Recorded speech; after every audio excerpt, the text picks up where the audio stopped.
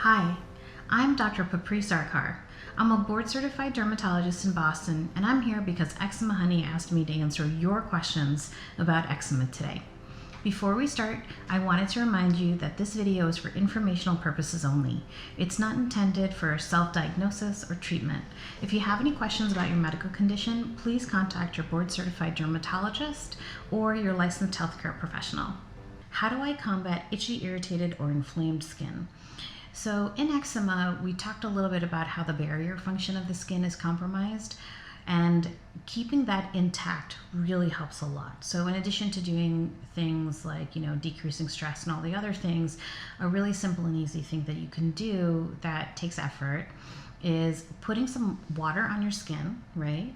And then putting a layer of moisturizer on right over it. So ideally, the reason that you want to put the moisturizer on wet skin is because people with eczema have very dry skin, and moisturizer helps you to seal in the moisture that you already have. So if your skin is already dry, it's not going to be well moisturized enough. If you add a layer of moisture on first, or water, and then put the moisture on over it, that moisturizer will help to seal in that water into your skin.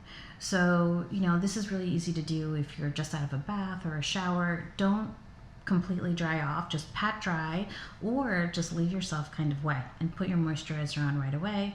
And then you kind of have to wait a little bit until you're fully dry to put on your clothing.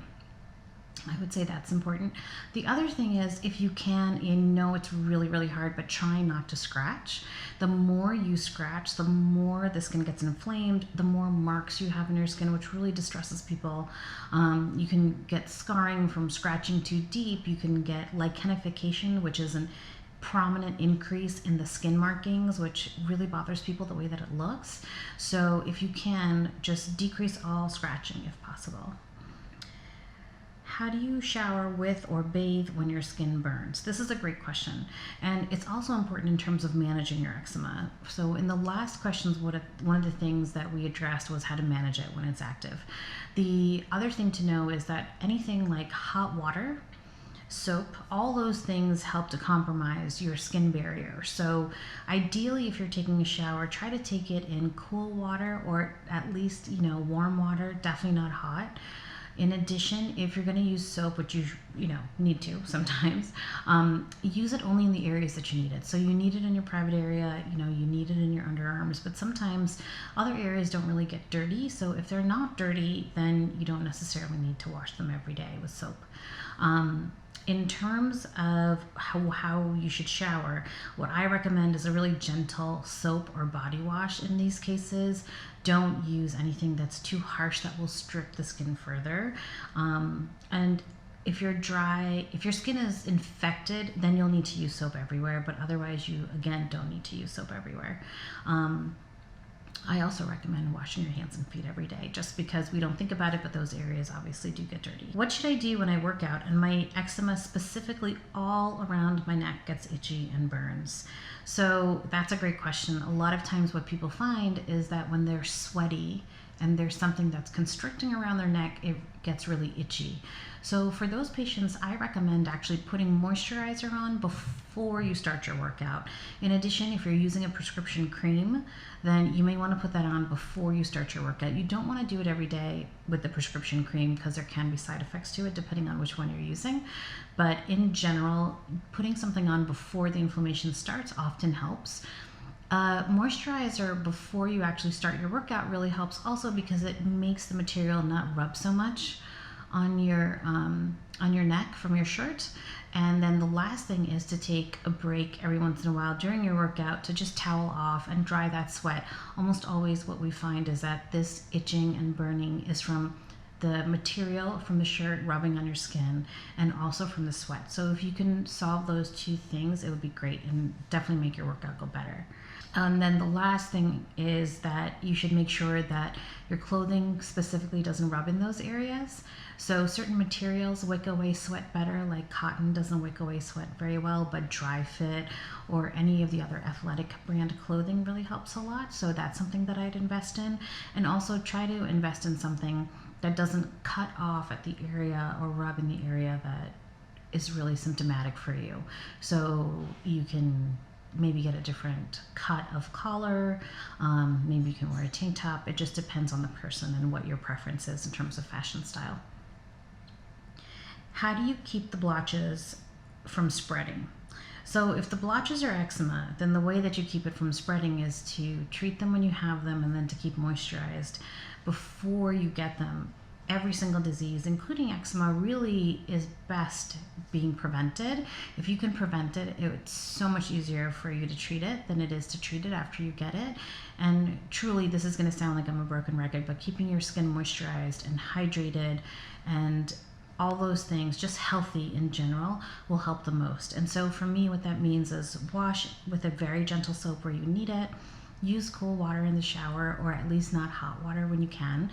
Make sure that you have a humidifier going if it's winter or it's a really dry environment, like if you live in Arizona, you'll probably need a humidifier all year long.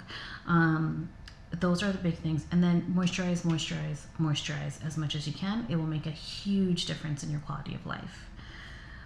Okay, so how do I naturally decrease the itching of my skin? That's a great question. A lot of times people tell me that what they do is that they actually put ice on their skin because they find that it decreases the itching, and I don't like that. Just because it's too cold for your skin, you can damage it, but they're not wrong. What happens is that as you decrease the temperature of the skin, the itch fibers don't fire quite as fast, and so you actually decrease itch. So what you can do is do cool compresses. So you can take a washcloth, and put it in cool water or put it in an ice bath, and don't put the ice directly on your skin, but you can put the washcloth on your skin, and that tends to help, to naturally decrease. The other thing that tends to help is oatmeal has been found to decrease itching in skin and also hydrate. And so I know a lot of the Eczema Honey products have oatmeal in them, and they also have honey in them. And honey has been shown to be a natural humectant and antibacterial. So, using a moisturizer that's very hydrating and moisturizing and making sure that you keep your epidermal skin barrier layer intact and also keeping all the moisture in that you can is huge. The other thing that has been shown to help sometimes in some cases is cream with menthol in it. The only problem with the menthol is that for some people, even though it provides a temporary relief, it can over time dry out their skin. So you don't want to overdo it with that. And the last thing is, for all of these creams, I recommend for people with eczema putting them in the fridge, because when you put them on, then they're already cool. And so they automatically start decreasing the itch, which really helps people. And it makes them put them on more frequently, which is exactly what I want. I want them to be moisturizing all the time if they can. And this makes it more likely that they will. Is the infrared sauna good for eczema? So saunas are generally dry heat, and dry heat is not good for eczema. Eczematous skin in general, or skin that has eczema in general, really prefers humidity, and so a sauna would not be good for it, just so you know. What's the number one product someone with eczema should be using on their face? I would say 100% a moisturizer. Using a good moisturizer on your face will help to seal in the moisture that you have. Using any kind of, hydrating mists or serums, or even putting just water or spritzing water in your face and then putting your moisturizer on will really help a ton. There's lots of different ingredients that help with this, that you can look for in a moisturizer. Honey is one, oatmeal is one, glycerin is one. Those are all great humectants.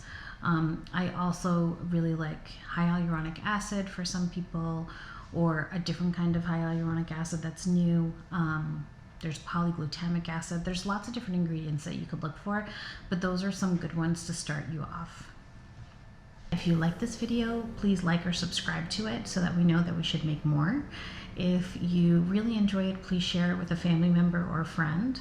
And if you have any questions, leave them in the comments below and we'll answer them for you.